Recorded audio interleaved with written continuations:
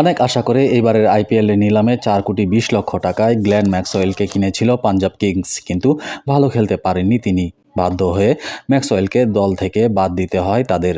Maxwell খারাপ খেলায় কয়েকজন প্রীতি জিন্তাকে দায়ী করেছেন, তাদের পাল্টা জবাব দিয়েছেন পাঞ্জাবের এই মালকিন। এক্স মাধ্যমে একজন লিখেছেন, ম্যাম, ম্যাক্সওয়েলের সঙ্গে আপনার বিয়ে হয়নি বলে কি আপনার দলের হয়ে ভালো খেলছে না? এই মন্তব্য আরও অনেক শেয়ার করেন। মজা করার জন্যই হয়তো এই পোস্ট করেছেন তারা, কিন্তু প্রীতি ভালোভাবে নেননি সেটা তিনি পাল্টা জবাব দিয়েছেন। জবাবে প্রীতি লিখেছেন, আপনি কি বিভিন্ন দলের পুরুষ মহিলাদেরকেও এই প্রশ্ন করেন? না, এটি শুধু মহিলাদের জন্য। ক্রিকেটে আসার আগে আমি জানতাম না কর্পোরেট মাধ্যমে মহিলাদের কাজ করা কতটা কঠিন।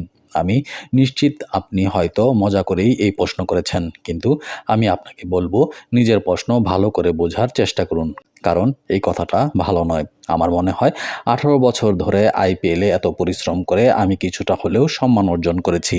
সেই সম্মান নষ্ট করবেন না, লিঙ্গভেদ করবেন না।